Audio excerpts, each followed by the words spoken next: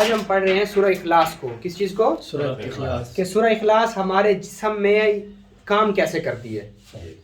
ہم سورہ اخلاص کو بیماروں کے امراض کو ٹھیک کرنے کے لیے یوز کریں گے.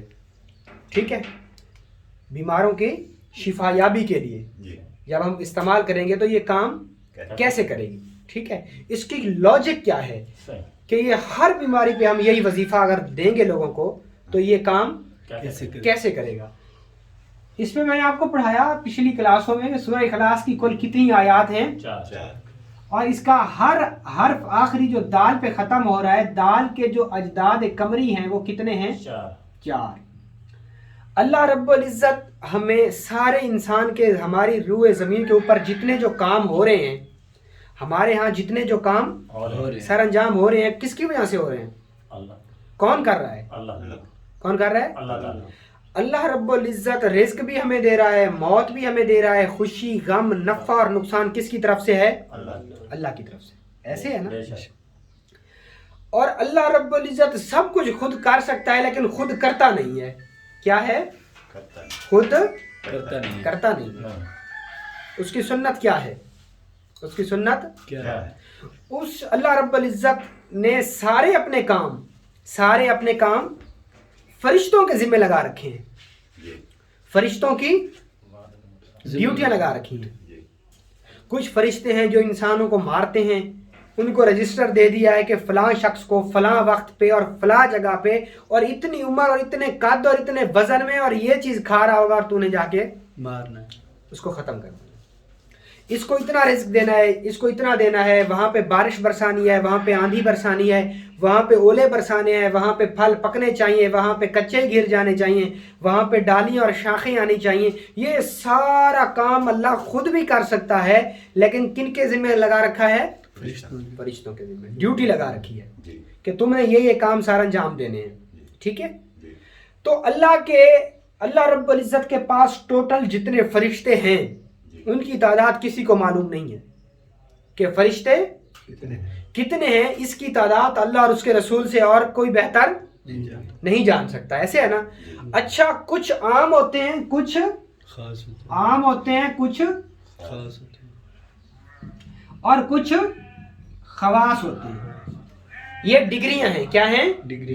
یہ کچھ عام ہیں، کچھ خاص ہیں اور کچھ خواص ہیں. ٹھیک ہے. اچھا، یہاں پہ اللہ رب العزت نے جتنے اس کے مقرب فرشتے ہیں تو ان سب کے اندر اللہ رب العزت کے مقرب فرشتوں کے جتنے مقرب فرشتے ہیں تو ان میں ان سب فرشتوں میں 4 کو جو ہے وہ تصرف حاصل ہے. 4 کو تصرف حاصل ہے.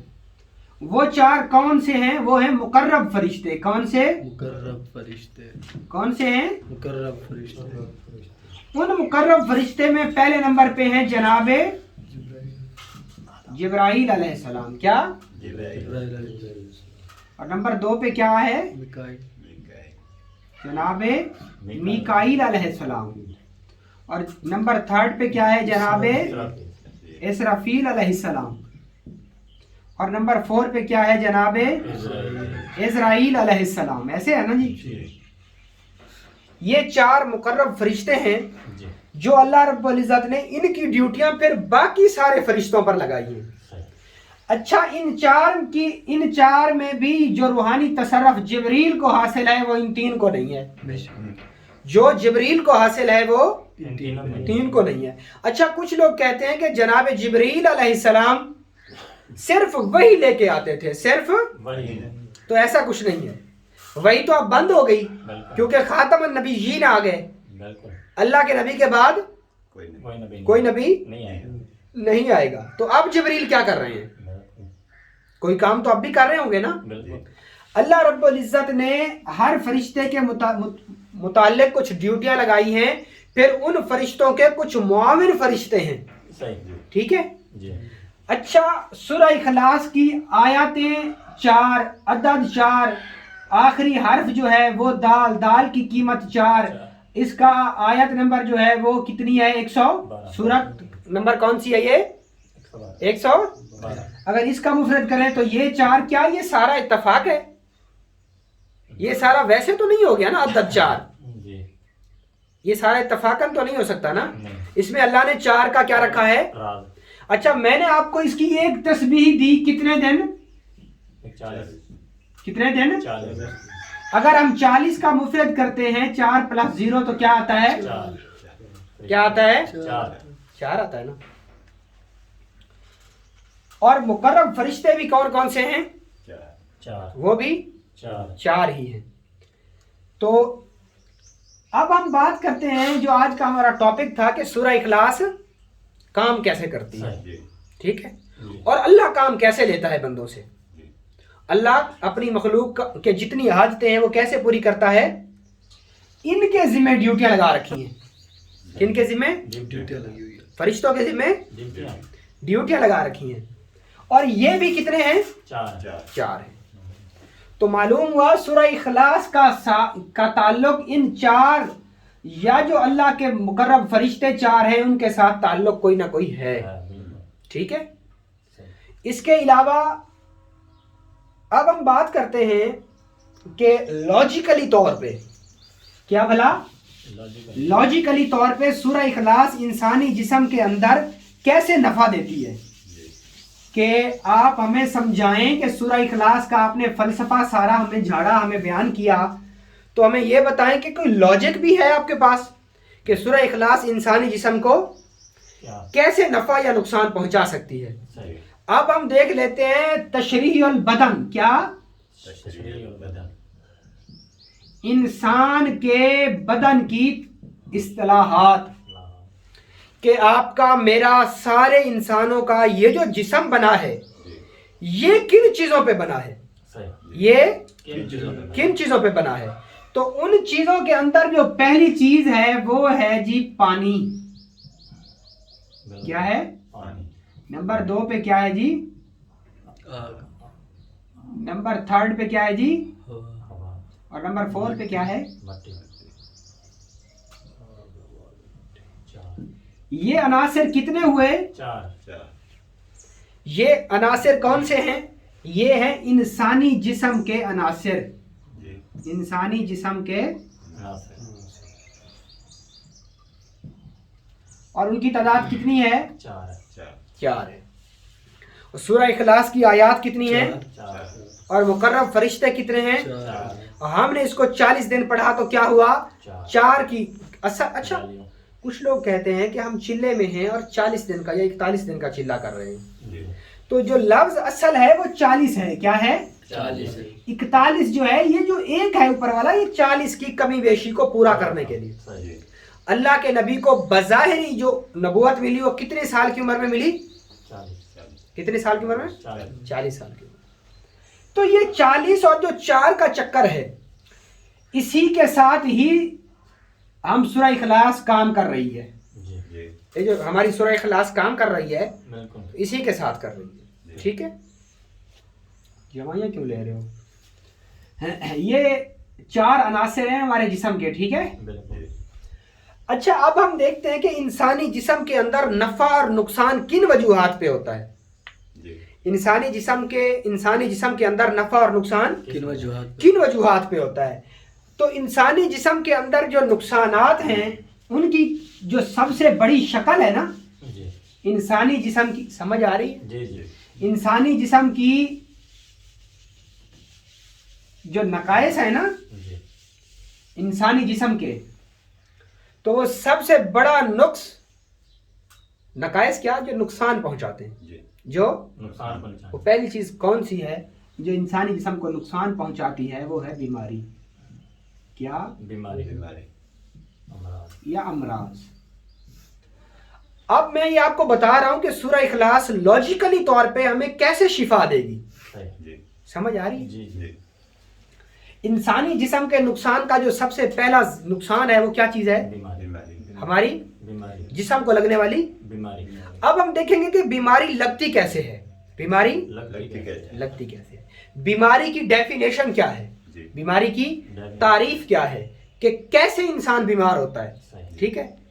تو محققین نے، حکماء نے جو اس کی تعریف لکھی نا کہ انسانی جسم کب بیمار ہوتا ہے، تو وہ یہ لکھی کہ عناصر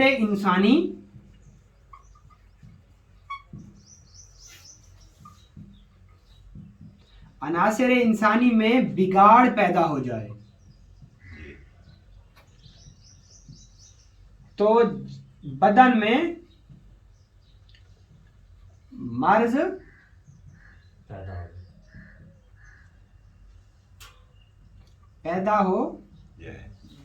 پیدا ہو جاتا ہے. انسانی کا نقطہ لگا ہے بدن میں بھی کر دیں. ٹھیک ہو گیا جی. جی عنصر یا عناصر انسانی میں بگاڑ پیدا ہو جائے تو بدن میں فرد پیدا ہو جاتا ہے. مرض یا کوئی بیماری پیدا ہو جاتی ہے. ٹھیک ہے محسن بھائی, سمجھ آ رہی ہے سب کو؟ اچھا, یہاں پہ ایک بیسک اور اہم چیز اس نے یہاں پہ بیان کی ہے, وہ کہہ رہا ہے عناصر انسانی. عناصر انسانی, اور وہ کون کون سے ہیں؟ میں نے آپ کو ابھی پڑھایا ہے. وہ کون کون سے ہیں؟ ہوا, پانی, مٹی اور آگ. ان چاروں میں سے اگر کسی ایک میں کوئی کمی بیشی ہو جائے تو کیا ہوتا ہے؟ بیماری پیدا ہو جاتی ہے. ٹھیک ہے جی. اور جو ہماری سورہ اخلاص ہے وہ کیسے کام کرتی ہے؟ ٹھیک ہے, اس کی بھی کتنی آیات ہیں؟ 4. ہر آیت ایک عنصر کو تسخیر کرنے کی طاقت رکھتی ہے. صحیح ہو گیا. ٹھیک ہے, بالکل. سورہ اخلاص کی جو پہلی آیت ہے وہ پہلے انسانی عنصر, انسانی کو کیا کر سکتی ہے؟ تسخیر. جو سورہ اخلاص کی پہلی آیت ہے وہ کیا کرتی ہے؟ پہلے عنصر انسانی کو تسخیر کرتی ہے.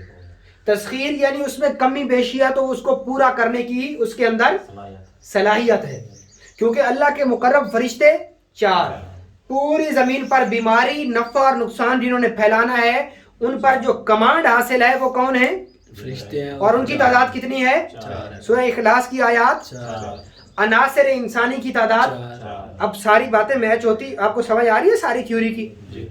تو حکماء نے تعریف کی کہ عناصر انسانی میں سے اگر کسی ایک میں کوئی بگاڑ پیدا ہو جاتا ہے تو کیا ہوتا ہے؟ مرض پیدا ہو جاتا ہے. ٹھیک ہے, اچھا جی, یہ تو مرض پیدا ہو گیا. اگر کسی ایک عنصر انسانی میں کوئی بیماری پیدا ہوئی, کوئی بگاڑ پیدا ہوا تو مرض پیدا ہو گیا. اور سورہ اخلاص کی 4 آیات ہیں. جب آپ سورہ اخلاص کو ریاضت کر کے اس سے تعلق پیدا کر لیں گے اور جب وہ آپ مریض کو دم کر کے دیں گے تو اس کے عناصر انسانی, تیسرے والے میں کوئی پریشانی ہے, چوتھے عناصر میں کوئی کمی بیشی ہے, 5ویں میں کوئی کمی بیشی ہے, غرض جہاں بھی اس کے کہیں کمی بیشی ہوگی نا تو وہ جا کے اس کو پورا کر دے گا. اور نتیجہ کیا ہوگا کہ آپ کا مریض ٹھیک ہے. یہ میں آپ کو لاجک سمجھا رہا ہوں کہ سورہ اخلاص کام کیسے کرتی ہے. ٹھیک ہے, اب ہم آ جاتے ہیں کہ دوا کی کیا تعریف ہے. کیا؟ کیونکہ سورہ اخلاص غذا بھی ہے, دوا بھی ہے, شفا بھی ہے, اور کافرین اور مشرکین کے لیے قضا بھی ہے. ٹھیک ہے, اب یہ آپ کو پتہ چل گیا کہ مرض کیا ہوتا ہے. ٹھیک ہے, اب ہم آ جاتے ہیں, دیکھیں پہلا انسان کے جسم کا جو نقصان ہے وہ ہے مرض, جو انسان کے جسم کو ختم کرتا ہے. ٹھیک ہے, دوسری بڑی چیز ہے مرض کو دور کرنے کے لیے دوا. مرض کو دور کرنے کے لیے دوا. جو سورہ اخلاص سے ٹچ ہی نہیں ہے تو وہ کیا سورہ اخلاص کیسے پڑھیں گے؟ وہ تو دوا ہی لیں گے نا. اب دوا کیا ہے, دوا کی تعریف کیا ہے, سمجھ آ رہی؟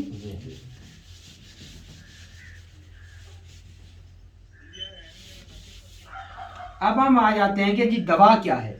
کیا دوا کیا؟ یہ چیز کیا ہے؟ یہ چیز کیا ہے؟ دوائی کی جو تعریف کی حکماء حضرات نے, جو دوائی کی تعریف کی کہ ایسی کوئی بھی کھلائی جانے والی, پلایا جانے والا محلول, کھلایا جانے والا سفوف, یا کوئی کسی بھی چیز کی کوئی ایسی شکل, کوئی بھی ایسی چیز جس کی ایسی ماہیت ہو کہ وہ عناصر انسانی کے اندر جا کے توازن پیدا کر دے, ایسی ماہیت کی حامل، ایسی ماہیت کی حامل کوئی شے، کوئی شے جو انسانی عناصر انسانی میں توازن برقرار کر دے کیا کہلاتی ہے؟ دوا. اچھا، محققین نے دواؤں کی بہت ساری تعریفیں کی ہیں، دوائیوں کی بہت ساری طریقے. بہت ساری تعریفیں کی ہیں، لیکن کوئی بھی شخص اس چیز سے منحرف نہیں ہو سکتا، اس چیز سے منحرف انکار نہیں کر سکتا. ہماری یہ کلاس روم ہے نا، ہماری یہ کلینک ہے، جی تو اس کی جو بیس ہے وہ کیا ہے؟ یہ کس چیز سے بنی ہے؟ اس کا بولیں تو صحیح پھر یار، کس چیز سے بنی ہے؟ اینٹوں سے بنی ہوئی ہے. اور یہ ہماری میڈیسن پڑی ہوئی ہے. اس میں اس کی بنیاد کیا ہے؟ اس کا عرب بنایا، اس کے بعد اس میں مثالیں وغیرہ ڈالے، دیوار کون پہ کون سی چیزوں سے یہ دیواریں بجری، بنی؟ پانی سے سیمنٹ، بنی، پانی بھی پانی، ہے. پانی سے، مٹی سے، گارے سے، اینٹ سے، سیمنٹ سے. یہ اس کے کیا ہیں؟ یہ بنیاد ہے اس کی. بنیاد ہے. صحیح ہے. یہ اس کے کیا ہو جائیں گے؟ بنیادی عناصر. ناصر ہو گیا. اگر آپ اس کو بنانا چاہتے ہیں تو پہلے آپ کے پاس بنیادی عناصر ہونے چاہیے نا. بالکل. کیا ہونے چاہیے؟ بنیاد اگر اس کو بگاڑیں گے، اس کو گرائیں گے، تو اس کے بنیادی عناصر میں جو توازن ہے، یہ جو اینٹ کے اوپر اینٹ رکھی ہوئی ہے، یہ جو اینٹ کے ساتھ اینٹ رکھی ہوئی ہے، یہ کیا ہے؟ ایک بنیادی عناصر، یہ ہے توازن. کیا ہے؟ توازن. ایک ربط ہے ان کا آپس میں. صحیح. بالکل. جب ہم اس کے ربط کو توڑیں گے وہ گر تو اس کی بیس ختم ہو جائے ختم ہو جائے گی. گر جائے گی. اور یہ مکان گر گر جائے گی. ایسے ہے نا. بالکل. تو اگر جسم کو شفا دینی ہے تو پہلے جسم کے اندر جو بگاڑ پیدا کر رہی ہیں چیزیں، ان کو دیکھنا ہوگا کہ وہ کون کون سی ہیں. بالکل. اگر جسم کو بیمار کرنا ہے تو پہلے یہ دیکھنا ہوگا کہ جسم کی بنیاد کیا ہے، کیونکہ کسی بھی چیز کو آپ نقصان نہیں پہنچا سکتے جب تک آپ اس کی لاجک کو نہیں سمجھیں گے. ایک چیز کھڑی ہوئی ہے، ایک درخت کھڑا ہوا ہے، جی. اگر آپ اس کو گرانا چاہتے ہیں، اگر آپ اس درخت کو گرانا چاہتے ہیں. گرانا چاہتے ہیں تو اس درخت کو کیسے گرائیں گے؟ نیچے سے کھودیں گے. سب سے پہلے اس کی بیس دیکھیں گے، نیچے سے نہیں کھودیں گے. سب سے پہلے دیکھیں گے کہ یہ کہاں پہ گرفت کر کے کھڑا ہے، یہ مضبوط کہاں سے ہے، اس کی بیس کیا ہے. تو بیس اس کی جڑوں میں، پھر جا کے اس کو گرائیں گے. ٹھیک ہے. تو انسانی جسم کے اندر جو بیماری پیدا کرتی ہے، بیماری تو ہوتی ہے، جو اصل بیماری کی بیس ہے وہ ہے عناصر جسمانی. ٹھیک ہے. جو اس کی بگاڑ ہے وہ کیا کہلاتا ہے؟ بیماری. اور جو دوا ہے وہ عناصر، ایسی کوئی بھی چیز، ایسی کوئی بھی ماہیت رکھنے والی شے، وہ محلول بھی ہو سکتا ہے، وہ پاؤڈر بھی ہو سکتا ہے، وہ شربت بھی ہو سکتا ہے، وہ کاڑھا بھی، کوئی بھی ہو سکتا ہے، جس کے کھانے، دیکھنے، پینے اور سونگھنے سے وہ جا کے ان 4 عناصر میں ربط پیدا کر دے تو کیا ہو جائے گا؟ وہ کیا کہلائے گی؟ دوا کہلائے گی. اگر آپ کی دوائی اس تعریف پر فٹ آئے گی، حکماء کہتے ہیں کہ اگر آپ کی دوائی اس تعریف پر فٹ آئے گی تو شفا یقینی ہے. شفا یقینی. کیونکہ جب آپ دیوار کے راز کو پا لیں گے کہ دیوار بنی کس چیز سے ہے، تو پھر آپ دیوار کو بآسانی بنا بھی سکتے ہیں اور گرا بھی سکتے ہیں. کیا بلا؟ بنا بھی سکتے ہیں، گرا بھی سکتے ہیں. گرا بھی سکتے ہیں، کیونکہ ہمیں اس کا راز، اس کی بیس کا پتہ چل گیا. ٹھیک ہو گیا جی. تو یہ ہے دوائی کی تعریف. اس میں دیکھیں عناصر انسانی آ گئے نا، اور عناصر انسانی 4 ہیں، اور سورہ اخلاص عناصر انسانی کی تسخیر ہے. جب ہم سورہ اخلاص پر ریاضت کریں گے تو کیا ہوگا؟ جتنی ہمارے جسم کے اندر عناصر انسانی ہیں ان میں جہاں کمی بیشی ہے تو وہ جا کے اس کو پورا کر دیں. جب آپ سورہ اخلاص کو، اچھا کچھ لوگ کہتے ہیں کہ میں ایک ہومیوپیتھک ڈاکٹر بھی ہوں اور آپ کو پتہ ہے کہ میں ایک حکیم بھی ہوں، ایسے ہے نا، تو میں اللہ معاف فرمائے پاگل تو نہیں ہو گیا کہ آپ کے اندر کوئی غلط چیز پھیلا رہا ہوں؟ مجھے تو کہنا چاہیے کہ بیماری کے لیے دوائی لے جاؤ، بالکل ایسے ہے نا؟ میں آپ کو سورہ اخلاص کیوں تعلیم کر رہا ہوں؟ کیونکہ جو کام دوائی کرتی ہے سورہ اخلاص بھی وہی کر رہی ہے۔ بے شک۔ دوائی کیا کرے گی؟ یہ ابھی تعریف لکھی تھی، دوا کیا کرتی ہے؟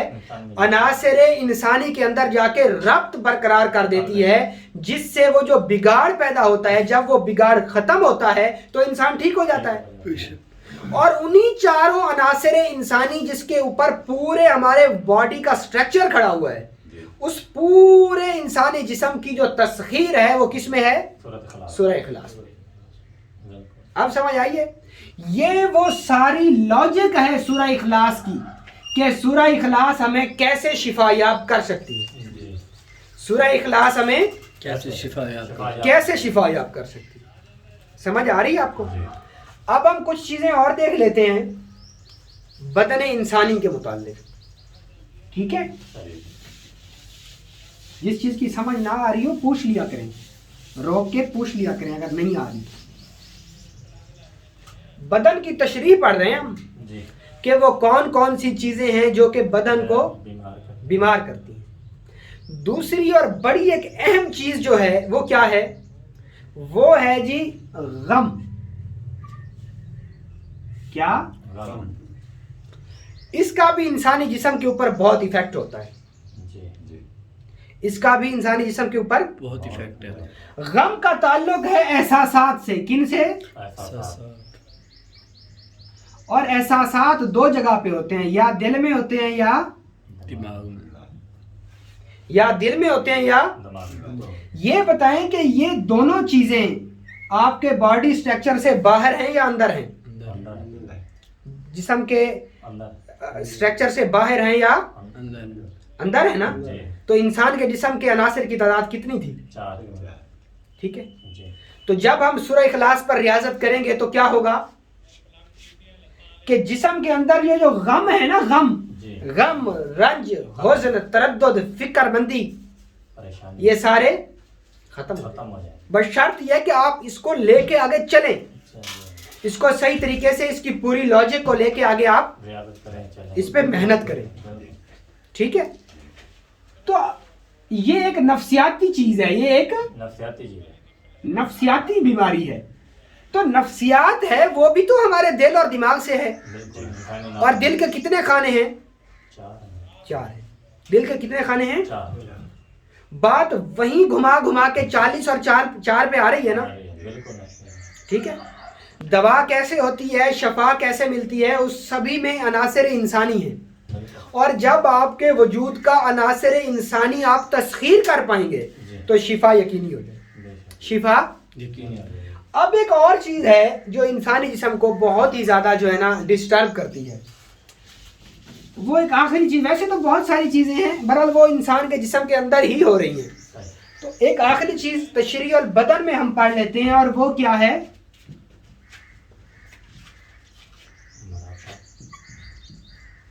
اس چیز کو جانتے ہیں آپ؟ بڑھاپا۔ جی، بڑھاپا۔ کیا؟ جب بڑھاپا آتا ہے تو جسم کے سر کے بال گر بھی جاتے ہیں، اور دانت بھی، ہڈیاں بھی کام کرنا، ہڈیوں کے اندر جو بون میرو، جو ہڈیوں کا گودا ہے وہ بھی ختم ہو گیا۔ کیوں؟ کیونکہ ایج فیکٹر آ گیا۔ کیا آ گیا؟ ایج فیکٹر، عمر کا حصہ۔ ہمارے وجود کی جو بقا ہے، ہماری زندگی کی جو بقا ہے وہ کس پہ ہے؟ ہمارے جسم، وجود پہ۔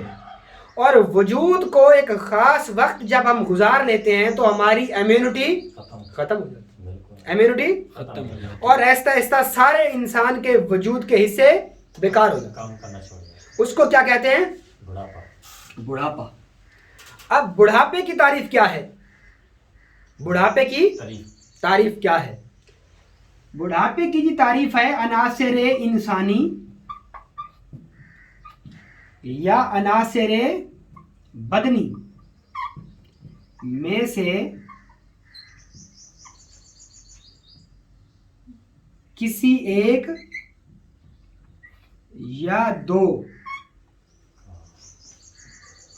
کا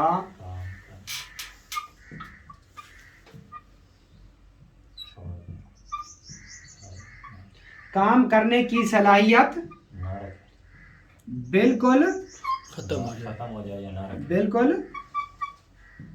ختم ہونا شروع ہو جائے. کیا ہو جائے؟ شروع ہو جائے. ختم ہو نہیں، صحیح. شروع ہو جائے. ٹھیک. تو تب کس کے آثار آنا شروع ہو جاتے ہیں؟ بڑھاپے کے. کس کے؟ بڑھاپے کے. بڑھاپے کے. اب اس میں بھی دیکھیں، بیس ہے عناصر انسانی، آتش، آب، باد اور خاک. ٹھیک ہے، جی. آتش، آب اور باد اور خاک کی. اگر ان کی تسخیر سورہ اخلاص سے ممکن ہے تو سمجھیں کہ وہ سورہ اخلاص کا عامل کبھی بوڑھا نہیں ہوتا. نہیں ہوگا. اچھا، عامل آپ لوگوں کی طرح نہیں ہوتے کہ ایک دن پڑھا پھر دل نہیں کیا، پھر آپ شادی میں چلے گئے، آپ خوشی میں چلے گئے، آپ غمی میں چلے گئے، آپ کا جی اب من نہیں کرنے لگ گیا، اب آپ کو جی وسوسے آنے لگ گئے. اس کو عامل نہیں کرتے. یہ تو کہیں بہت پیچھے چھوڑ جاتے ہیں لوگ. جی. اگر آپ من عرف نفسہ، اگر آپ خود کو نہیں کنٹرول کر سکتے تو آپ آگے کیسے اتنی بڑی روحانیت اور ریاضت کو اپنے سینے میں کیسے سمو سکتے ہیں؟ نہیں ہو سکتے. سمو سکتے ہیں؟ نہیں. بالکل بھی نہیں. ٹھیک ہے، بالکل. تو سب سے پہلے ہمیں خود کو ایک اٹل سرل یقین کرنا ہوگا جی. بالکل. کہ میں راہ سلوک پر چل رہا ہوں تو اب اس پر میں ایسا چلوں گا کہ جب تک مجھے میری منزل نہیں ملتی میں اسے واپس نہیں ہوگا. اگر ہٹے گا تو رجت کا شکار ہو جائے گا. کیا ہوگا؟ رجت کا شکار ہے. ایک شخص یہاں سے سفر کے لیے چلتا ہے، جی. وہ 500 کلومیٹر کا سفر کرتا ہے اور درمیان میں وہ کہتا ہے جی اب میں تھک گیا ہوں، اب میں آگے سفر نہیں کرنا چاہتا. تو وہ کہاں جائے گا؟ نہ آگے کا نہ پیچھے کا. کیا وہ ود ان سیکنڈ گھر آ سکتا ہے؟ نہیں آ سکتا. نہیں آ سکتا. اگر وہ منزل تک پہنچ جائے گا تو پھر تو اس کا مقصد پورا ہو جائے گا. بے شک. اگر وہ درمیان میں رہے گا تو اب نہ وہ منزل تک پہنچا اور نہ وہ اپنے گھر پر. اول تک پہنچ سکتا ہے. گھر نہیں، اول تک جہاں سے ابتدا ہوئی تھی، صحیح. کیونکہ وہ وقت بھی تو بیت گیا. بالکل. ایسے ہے نا. جی. بڑھاپا بھی انہی عناصر کی جب کام کرنا یہ ختم کرنا شروع ہو جاتے ہیں تو تب کیا آتا ہے؟ بڑھاپا آتا ہے. بڑھاپا. جب آپ سورہ اخلاص پر ریاضت کریں گے تو آپ یہ کایا قلب ہے سورہ اخلاص. کایا قلب سمجھتے ہیں؟ ایک کایا قلب ہوتا ہے اور ایک کایا پلٹ ہوتا ہے. اس کو کہتے ہیں دوبارہ سے زندہ ہو جانا، کہ نئی زندگی کا آغاز. آغاز ہوتا ہے. تو یہ سورہ اخلاص سے ممکن ہے، ریلیٹڈ نہیں ہے. سورہ اخلاص سے یہ چیز. آخری چیز جو بدن انسانی کے اندر نقائص پیدا کرتی ہے، انسانی جسم کے اندر کیا پیدا کرتی ہے؟ سمجھ آ رہی ہے بابا؟ میری باتیں سمجھ آ رہی ہیں؟ ایک آخری چیز جو کہ انسانی جسم کی بقا کو ختم کرتی ہے، انسان کو نقصان پہنچاتی ہے اور شدید نقصان پہنچاتی ہے، وہ ہے جی موت. کیا ہے؟ موت. جب موت ہوتی ہے تو آپ کا جسم ڈیکمپوز نہیں ہو جاتا، ہڈیاں گل سڑ نہیں جاتی، تو تشریح البدن یہاں پہ آ کے ختم ہو جاتا. جب ایک چیز ہی نہ رہی تو اس کی تشریح کیا رہے گی؟ یہ جو موت ہے اس کی تعریف کیا ہے؟ موت کیسے ہوتی ہے؟ بہت سارے لوگوں نے موت کی تعریف کی، لیکن جو موت کی بیسک تعریف ہے وہ کیا ہے؟ وہ یہ ہے عناصر بدنی کا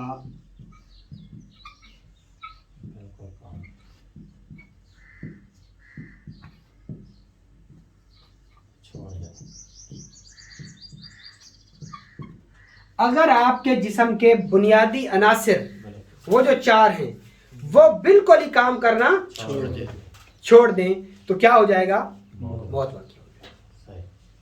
تو موت کا کیسے واقعہ ہو رہی ہے؟ یاد رکھیں، اس سارے آج کی ہماری کلاس کو سمجھنے کے لیے آپ ایک چیز اپنے کانوں میں بٹھا لیں، اپنے دماغ میں بٹھا لیں، اور وہ چیز کیا ہے؟ عناصر بدنی. آپ کے بدن کے عناصر، آپ کے جسم کے عناصر، ٹھیک ہے، اور ان کی تسخیر سورہ اخلاص میں ہے. یہ جو موت واقعہ ہوتی ہے یہ بھی انہی وجہ سے ہوتی ہے، ٹھیک ہے. اور جب آپ سورہ اخلاص پر ریاضت کریں گے मौत तो सभी को आनी है, वो अल्लाह का अम्र है, वो अल्लाह का फैसला है, वो सरल और अटल है, वो होके रहना है, उसको कोई नहीं टाल सकता। लेकिन ये याद रखना कि आपका जिस्म जो डिकम्पोज होके गल सड़ जाएगा, सूरह इखलास के पढ़ने वाले का जिस्म कभी भी नहीं गल सकता। आपने देखा नहीं, कुछ लोग मर के भी कभी नहीं मरते, तो वो लोग साहिबे बका होते हैं, साहिबे बका होते हैं, ठीक है। तो उनके अंदर भी यही वजह है कि वो अपने वजूद के अनासर इंसानी को तस्खीर कर लेते हैं। वो आप किसी आयत से कर लें। मैंने तो सूरह इखलास को उठाया क्योंकि मेरे पीर और मुर्शिद ने मुझे ये तालीम की, सूरह इखलास और सूरह कुरैश, ठीक है। मैंने आपको इसीलिए राह सलूक की जो इब्तदा है वो सूरह इखलास से कराई। अच्छा, सूरह इखलास ये कोई ऐसे, इसको आप छोटी चीज ना समझिएगा, ठीक है। एक शख्स हर नमाज में सूरह इखलास पढ़ा करता था। अल्लाह के नबी ने पूछा ऐसा क्यों करते हो? फरमाया या रसूलल्लाह, इसमें अल्लाह की तौहीद को बयान किया गया है, मुझे इस सूरह से मोहब्बत है। फरमाया ऐ शख्स, तुझे यही मोहब्बत जन्नत में दाखिल करेगी। क्या जन्नत में दाखिल करेगी। सूरह इखलास कुफ्र और शिर्क की नफी है, इसके पढ़ने वाला कभी काफिर होके नहीं मरेगा, कभी काफिर होके नहीं मरना तो सामने है। जो अंदर बड़ी बड़ी कोठियों में बैठे हैं उन्होंने नहीं मरना, सबने मरना। जिनके पास बुनियादी जरूरतें हैं उन्होंने भी मर जाना है, और जिनों के पास नहीं है उन्होंने भी मर जाना। तो ये है सूरह इखलास की थ्योरी कि सूरह इखलास हमारे जिस्म के अंदर कैसे काम करती है। अगर ये समझ आ गई हो तो आगे बढ़ें। अब हम आ जाते हैं कि सूरह इखलास का नक्श कैसे काम करता है। सूरह इखलास का नक्श या तावीज सूरह इखलास का कैसे काम करेगा। तो तावीज की बात आ गई तो सबसे पहले हम तावीज की इकसाम को जानेंगे। तावीज की कितनी इकसाम है? नहीं, 4 से ज्यादा है। जो राइजुल वक्त हैं वो 4 हैं वैसे, ठीक है। मिसाल के तौर पे तावीज लिखे जाते हैं चालों के साथ। पहली चाल है आतिशी चाल, दूसरी है बादी, तीसरी है और चौथी है। ये 4 चालें हैं तावीज की। किसकी? नकूश की जो चालें हैं ना,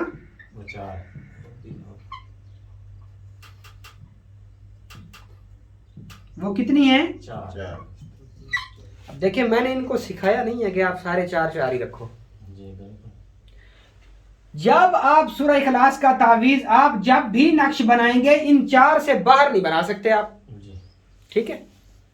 आपने या आतिशी चाल बनानी है, या बादी चाल से लिखना है, या आबी चाल से लिखना है, या खाकी चाल से लिखना है। भले आप नक्शे मुरब्बा लिखें, नक्शे मुसद्दस लिखें, नक्शे मखमस लिखें, और नक्शे मुरब्बा लिखें, नक्शे मुसल्लस लिखें, भले आप जो लिखें, चालें जो हैं वो 4 ही हैं। कौन सी हैं? आतिशी, बादी, आबी, खाकी। ये 4 ही चालें हैं, और 4 ही चीजों का जो तस्खीर है वो सूरत इखलास है। तो जब 4 चीजों की तस्खीर हो जाएगी तो सूरह इखलास का तावीज इस तरीके से जाके काम करेगा, ठीक है। अब आपको समझ आ रही कि तावीज कैसे काम करेगा। ये मैं आपको लॉजिक दे रहा हूं कि कोई ये ना समझे कि मैं आपको ऐसे ही सूरह इखलास उठा के मुंह उठा के और मैं आपको तालीम कर रहा हूं। ये बेसिक चीजें हैं जिनकी वजह से सूरह इखलास काम करेगी। ये बेसिक नॉलेज है जो मैं आपको पहले पढ़ा चुका हूं कि जो नक्शों की चालें हैं वो 4 तरह की हैं, आतिशी, आबी, बादी और खाकी, ठीक है। अब हम आ जाते हैं कि कुछ काम हमारे दुनियावी तौर पे भी हैं, कुछ काम हमारे दुनियावी तौर पे भी हैं। कैसे? कुछ हमारे मसाइल भी तो है ना, समझ आ रही है जी। कुछ हमारे मसाइल भी हैं कि जी फलां जगह पे शादी नहीं हो रही, फलां शख्स मुझे कर्ज के पैसे वापस नहीं कर रहा, फलां मुझसे मोहब्बत करता है, वो नफरत करता है, मोहब्बत करे, یا فلاں نفرت کرتا ہے وہ محبت کرے، یا دو انسانوں کے درمیان آپ تفرقہ یا تفریق ڈالنا چاہتے ہیں جائز مقصد کے لیے، آپ نفاق ڈالنا چاہتے ہیں دو شخصوں کے درمیان، تو یہ بھی تو ہمارے کام ہے نا. ہمارا کاروبار نہیں چل یا ہمارا کاروبار نہیں چل رہا، ہماری رزق روزی پوری نہیں ہے، یا کچھ اور مسائل ہیں، تو وہ کیسے حل ہوں گے؟ وہ کیسے حل ان کی کیا لاجک ہے؟ میں نے آپ کو بتایا کہ اللہ رب العزت کے ہاں جو سارے کام ہیں وہ کس کے ہاتھ میں ہیں؟ میرے رب کے ہاتھ میں. کس کے ہاتھ میں ہیں؟ جو فرشتے ہیں وہ کس نے پیدا کیے ہیں؟ اللہ رب العزت نے پیدا کیے ہیں، ایسے نا. اور ان سارے فرشتوں پر جو مقرب ہیں وہ کتنے ہیں؟ 4 ہیں. اور ہر فرشتہ ایک سورۃ اخلاص کی آیت سے تسخیر ہو سکتا ہے. تو کام سارے کس نے کرنے ہیں؟ اور کن کے تھرو کروانے ہیں؟ فرشتوں کی. مقرب فرشتوں کی تعداد کتنی ہے؟ اور سورہ اخلاص کی ہر آیت کے ساتھ ہم ہر ایک بڑے فرشتے کی تسخیر کر سکتے ہیں. تو جتنے بھی آپ کے دنیا سے ریلیٹڈ کام ہیں، جتنے بھی آپ کے دنیا سے ریلیٹڈ کام ہیں، مسئلے اور مسائل ہیں، وہ سارے سورہ اخلاص حل کر سکتے ہیں صرف اس نمبر 4 کے اوپر. اسی لیے میں نے آپ کو کہا کہ آپ سورہ اخلاص کو 40 دن مکمل کریں. کیا کریں؟ 40 دن مقرر کریں. 40 دن. اگر کوئی شخص کسی دن بھول جاتا ہے، وہ اس کے اندر جان بوجھ کے کہ نہیں بلکہ ویسے کوئی کمی بیشی ہو گئی ہے، وہ بھول جاتا ہے، تو وہ کم از کم 4 بار سورۃ اخلاص کو ضرور پڑھے یا 40 بار پڑھ لے. اگر 40 بار نہیں پڑھ سکتا تو 4 بار لازمی پڑھے، تاکہ وہ جو روحانی تصرف ہے نا وہ قائم رہے. ثواب تو ہے ہی ہے. یہ کیا بات کر دی آپ؟ قائم رہے. ثواب تو ہے ہی ہے. تو 4 دفعہ پڑھیں گے تو 5 دفعہ پڑھیں گے پھر ثواب نہیں ہوگا؟ بالکل ہوگا. بات بیٹا 4 کی چل رہی ہے راشد بھائی، بات چل رہی ہے 4 کی، کیونکہ سورہ اخلاص کی ساری تھیوری 4 پہ کھڑی ہے. زمین اور آسمان کی سمتیں کتنی ہیں؟ 4 ہیں. مشرق، مغرب، شمال اور جنوب. سوال تھا جی کریں. اگر کل کی ہم تسبیح نہیں پڑھتے تو نیکسٹ ٹائم اگلے دن پڑھ سکتے ہیں وہ تسبیح؟ اگلے دن آپ ظہر سے پہلے ایک تسبیح کر لیں تو وہ کل میں ہی شمار ہوگی. بالکل ٹھیک ہے.